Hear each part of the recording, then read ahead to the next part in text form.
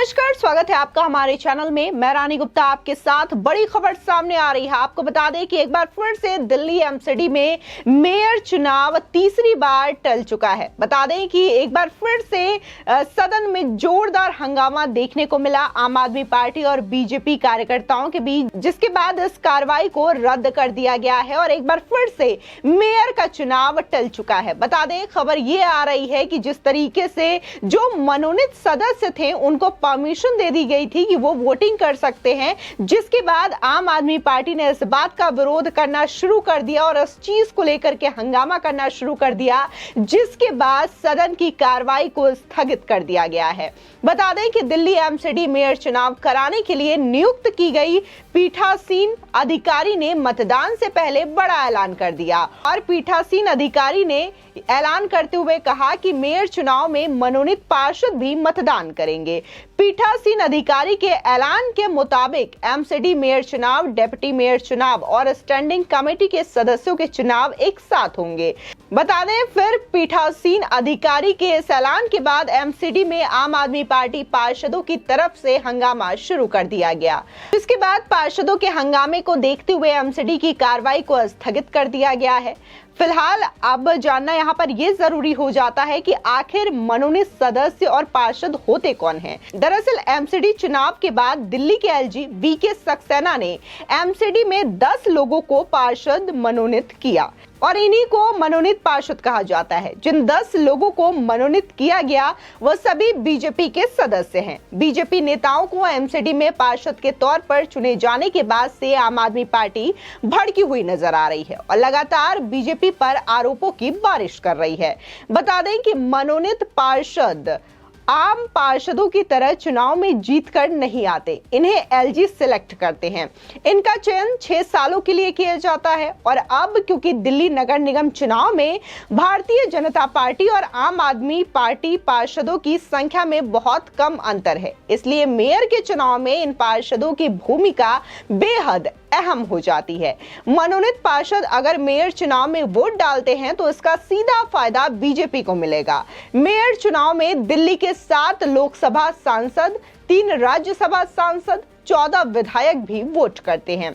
वहीं देखने को मिल रहा है कि ये दोनों ही पार्टियां एक दूसरे पर आरोप लगाए जा रही है कि इनके पार्षदों को खरीदने की कोशिश की जा रही है। बता दें कि एमसीडी की कार्रवाई शुरू होने से पहले बीजेपी ने आम आदमी पार्टी पर पार्षदों को खरीदने का आरोप लगाया। बीजेपी ने यह कहा कि आम आदमी पार्टी उनके 10 पार्षदों को खरीदने की कोशिश कर रही है। बीजेपी ने आरोप लगाया आम आदमी पार्टी ने 10 पार्षदों को 1 करोड़ रुपए से लेकर मन माफिक पद तक देने का प्रलोभन दिया है। बीजेपी ने आम आदमी पार्टी नेता दुर्गेश पाठक पर ये आरोप लगाए हैं। इसी के साथ ही सदन में कार्यवाही दोबारा शुरू हुई, जिसके बाद देखने को मिला कि पीठासीन अधिकारी सत्या शर्मा सदन में पहुंची, जिसके बाद पार्षदों ने वहां पर नारेबाजी करनी शुरू कर दी। पीठासीन अधिकारी ने यह कहा कि आप विधायक अखिलेश पति त्रिपाठी और संजीव झा को कोर्ट से सजा मिली हुई है और उनको सदन में आना नहीं चाहिए और उनको वोट करने का अधिकार भी नहीं है। इसी के साथ ही बीजेपी पार्षदों ने उनको बाहर करने के लिए कहा, जिसके बाद सदन में मेयर चुनाव के लिए आयोजित तीसरी बैठक के दौरान बीजेपी ने यह कहा कि आम आदमी पार्टी ने हमारे पार्षदों को खरीदने की कोशिश की है। बीजेपी पार्षदों ने यह कहा कि आज चुनाव हो करके रहेगा। उन्होंने ये भी कहा कि दिल्ली की जनता जो है वो अपना मेयर चाहती है और बार बार ये जो चुनाव टल रहे हैं वो अब नहीं टलेंगे, आज चुनाव हो करके रहेंगे। लेकिन एक बार फिर से देखने को मिला कि सदन में जोरदार हंगामा किया गया पार्षदों के द्वारा। एक बार फिर से सदन की कार्रवाई को अनिश्चितकालीन के लिए स्थगित कर दिया गया है। बता दें कि मेयर चुनाव से पहले दिल्ली बीजेपी के कार्यकारी अध्यक्ष वीरेंद्र सचदेवा ने आम आदमी पार्टी पर गंभीर आरोप लगाए, जिसके बाद यह कहा गया कि आम आदमी पार्टी की ओर से हमारे पार्षदों को प्रलोभन दिया जा रहा है। असलियत यह है कि आम आदमी पार्टी को नगर निगम में अपने नेताओं पर भरोसा नहीं है, उन्होंने अपने नेतृत्व पर भरोसा नहीं है और वो छटपटाहट साफ दिखाई दे रही है। इसी के साथ ही सचदेवा ने यह भी कहा कि मनीष सिसोदिया, आपकी कहानी साफ है, दिल्ली वाले आपकी बेचैनी समझ रहे हैं। आम आदमी पार्टी को अपने बहुमत पर विश्वास नहीं है। आपने अपने पार्षदों को निर्देश दिया है कि किसी छोटी बात पर हंगामा कर सदन स्थगित करवाना है। अगर आज सदन स्थगित हुआ तो उसके लिए अरविंद केजरीवाल ही जिम्मेदार होंगे। इसी के साथ ही देखने को मिला कि जहां बीजेपी ने यह आरोप लगाए तो वहीं आम आदमी पार्टी की ओर से भी आरोप लगाए जा रहे हैं कि उनके पार्षदों को खरीदने की कोशिश की जा रही है और हंगामा जो है वो बीजेपी की ओर से करवाया जा रहा है। लेकिन देखने को मिला कि जैसे ही जो मनोनीत सदस्य है, जब उनको वोटिंग करने का अधिकार दिया गया और ये घोषणा की गई, उसके बाद आम आदमी पार्टी ने उस चीज को लेकर के हंगामा करना शुरू कर दिया, जिसके बाद ये कार्रवाई जो है वो स्थगित कर दी गई है। आपको बताते हैं कि आखिर इतने बार तीसरी बार ये जो सदन है वो स्थगित किया गया है, लेकिन इससे पहले क्या क्या चीजें हुई हैं। तो दरअसल देखने को मिला कि 4 दिसंबर 2022 को दिल्ली नगर निगम की 250 सीटों पर आम चुनाव हुआ और 7 दिसंबर को परिणाम में आम आदमी पार्टी को बहुमत मिला। वहीं देखने को मिला कि आम आदमी पार्टी को 134, बीजेपी को 104 और 3 निर्दलीयों के साथ कांग्रेस की 9 सीटें मिली।